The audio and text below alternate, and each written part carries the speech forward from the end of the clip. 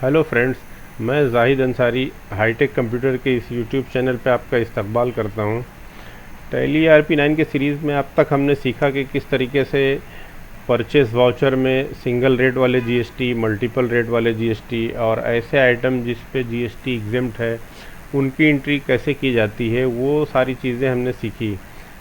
आइए आज हम इसके आगे सीखते हैं कि किस तरीके से GST के साथ में सेल किया जाता है। तो उसका GST का कैलकुलेशन सेल में किस तरीके से किया जाता है वो आज हम सीखेंगे। इसके लिए सबसे पहले हम चलते हैं यहाँ पे अकाउंटिंग वाउचर्स में। अकाउंटिंग वाउचर्स में जाने के लिए सेल करना है, यहाँ रेफरेंस नंबर दे के मैंने, और यहाँ पे पार्टी नेम, यहाँ मैं अभी तक मैंने देखिए एक भी पार्टी क्रिएट नहीं किया हुआ है। जो भी जितने पार्टी को मैं सेल करता हूँ वो हमारी कंपनी के डेटर्स रहते हैं, तो उनका लेजर क्रिएट करना रहेगा। तो Alt+C प्रेस करके मैं लेजर क्रिएट कर ले रहा हूँ, और समझने के लिए मैंने यहाँ पे ब्रैकेट में DR लिख दिया है ताकि समझ में आ जाए कि हमारी कंपनी के डेटर हैं, और ये लोकल है या आउट ऑफ स्टेट के हैं वो भी मैं मेंशन कर दे रहा हूँ। लोकल पार्टी है इसलिए मैंने यहाँ लोकल लिख दिया है। तो ये अंडर सन्डी डेटर्स के आएगा। याद रखिए ये अंडर ग्रुप देना टैली में बहुत इंपॉर्टेंट रहता है। अगर ये प्रॉपर आप अंडर ग्रुप देते हैं तो आपके टैली का ट्रांजैक्शन भी परफेक्ट रहेगा। तो ये सन्डी डेटर्स में रहेगा। यहाँ मैंने कंट्री नेम और पिन कोड वगैरह ये सारी चीज़ें, और यहाँ पे सेट अल्टर GST यस करके मैंने रेगुलर है यहाँ पे नॉट अप्लीकेबल, और इसका GST IN नंबर इस पार्टी का टाइप करके मैंने यस कर दिया है। ये पार्टी मेरी एक लोकल पार्टी क्रिएट हो गई। इसी तरीके से एक पार्टी और मैं क्रिएट कर ले रहा हूँ जो कि आउट ऑफ स्टेट की रहेगी। तो मैं एक अहमद नाम का एक डेटर और क्रिएट कर ले रहा हूँ जिसको मैं सेल करता रहूँगा। और सपोज़ ये यूपी का है, ये भी अंडर सन्डी डेटर्स के ही आएगा, लेकिन यहाँ पे कंट्री के बाद स्टेट उत्तर प्रदेश देना कंपलसरी है, अदरवाइज़ ये GST का IGST का कैलकुलेशन नहीं होएगा। तो यहाँ मैंने उत्तर प्रदेश दे दिया स्टेट, और यहाँ पिन कोड दे दिया मैंने। पिन कोड देने के बाद सेट अल्टर GST यस किया मैंने रेगुलर में जाके। यहाँ पे इसका डीम्ड एक्सपोर्ट अगर है, UN बॉडी है, government entity says special economic zone का बंदा है अगर, तो वो दे सकते हैं आप यहाँ से, नहीं तो नॉट अप्लीकेबल आएगा। और यहाँ पे उसका GST IN नंबर मैंने दिया, और ये मैंने क्रिएट कर लिया एक पार्टी ऐसी जो आउट ऑफ स्टेट का है, उत्तर प्रदेश से ताल्लुक़ रखता है। तो सबसे पहले मैं इसी को सेल करता हूँ। ये सेल्स का लेजर मैंने क्रिएट कर लिया। क्लोज जैसे 50 मीटर मेरे पास है, मैंने 40 मीटर इसको दे दिया, और 1 मीटर की वैल्यू 100 रुपीज़ मैंने दे दिया यहाँ पे। इसी तरीके से एडिबल ऑयल 110 लीटर है, मैंने 100 लीटर इनको सेल कर दिया 200 रुपीज़ लीटर के हिसाब से। इसी तरीके से मेरे पास और भी आइटम है, जैसे शूज़ है, 150 शूज़ है, मैंने 100 शूज़ दे दिया इनको, और 250 रुपीज़ पर शूज़ के हिसाब से मैंने रेट इसका लगाया है यहाँ पे। इसी तरीके से और भी आइटम अगर आप चाहें तो एक के बाद एक ऐड करते जा सकते हैं यहाँ से। और अगर यहीं से टैक्स कैलकुलेट करना है तो एक बार इंटर और प्रेस करेंगे जब ये कर्सर नीचे आ जाएगा। इसके बाद यहाँ मुझको IGST सिलेक्ट करना है, क्योंकि ये जो पार्टी है मेरी यूपी की है इसलिए IGST लगेगा।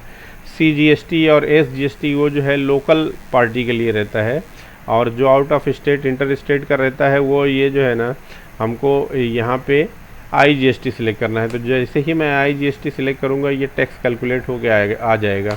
और अगर मैं गलती से CGST सिलेक्ट कर देता हूँ तो ये टैक्स कैलकुलेट नहीं होगा। यहाँ पे आप देखिए टैक्स कैलकुलेट नहीं हो रहा है। तो यहाँ पे मुझको सिलेक्ट करना है IGST, क्योंकि ये पार्टी मेरी यूपी की है, आउट ऑफ स्टेट की है। तो जैसे ही मैंने IGST सिलेक्ट किया ये टैक्स कैलकुलेट हो गई, यहाँ पे आ गया, और मैंने इंटर प्रेस किया, नरेशन टाइप करके जो भी लिखना है वो नरेशन टाइप करके मैंने सेव चेंजेस एक्सेप्ट यस कर दिया, सेव हो गया। इसी तरीके से एक और मैं क्रिएट कर ले रहा हूँ। लोकल जो मेरी पार्टी है उसको मैं एक सेल वाउचर सेल करके देख लेते हैं इसको भी। यहाँ पे देखिए कौन कौन से आइटम मेरे पास कितना बैलेंस है उसकी सारी डिटेल यहाँ पे राइट साइड में लिस्ट में आ जाती है।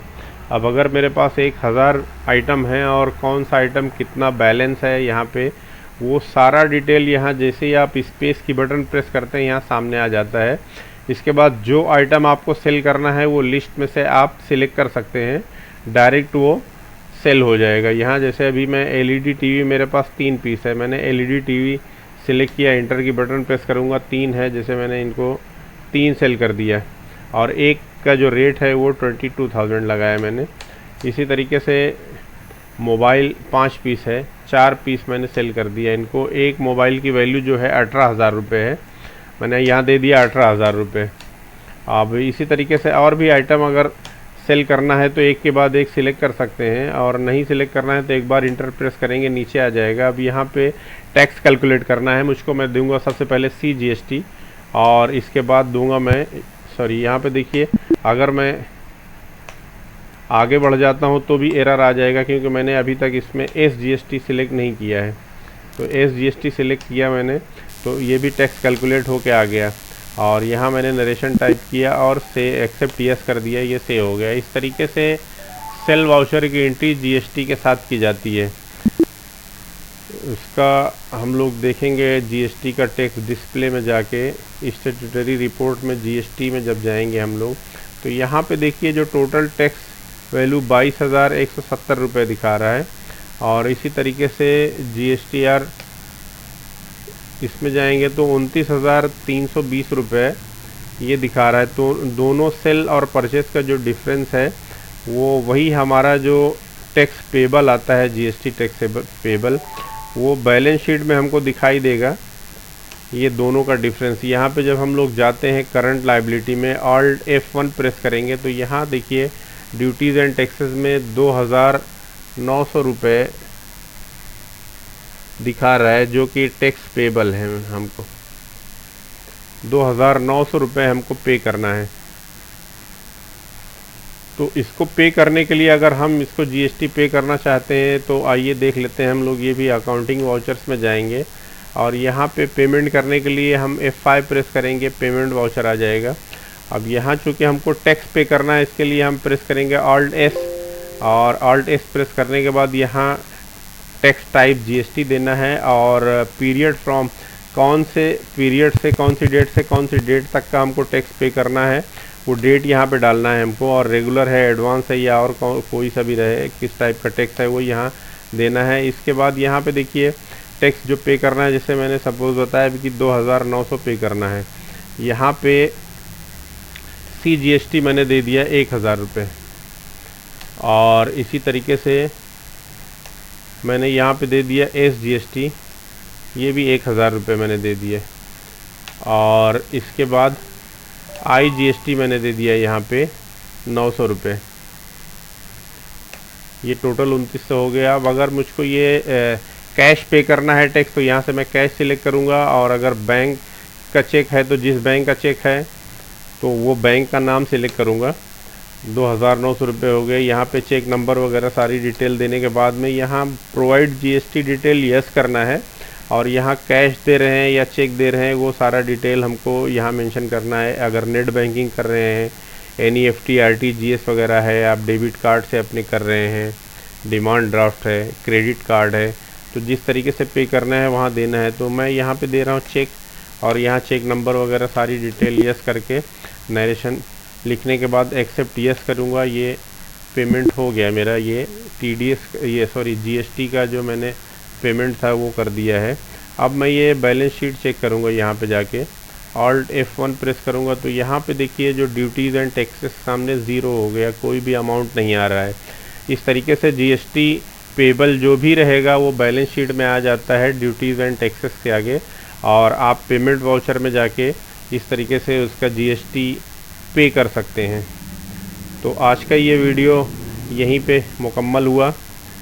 आपको वीडियो कैसा लगा वो बताइए आप, और दोस्तों के साथ शेयर कीजिए, लाइक कीजिए, और मेरे इस चैनल को सब्सक्राइब कीजिए ताकि जैसे ही मेरी कोई भी नया वीडियो अपलोड होता है वो सबसे पहले आपको मिले। जब तक अपना ख्याल रखिए।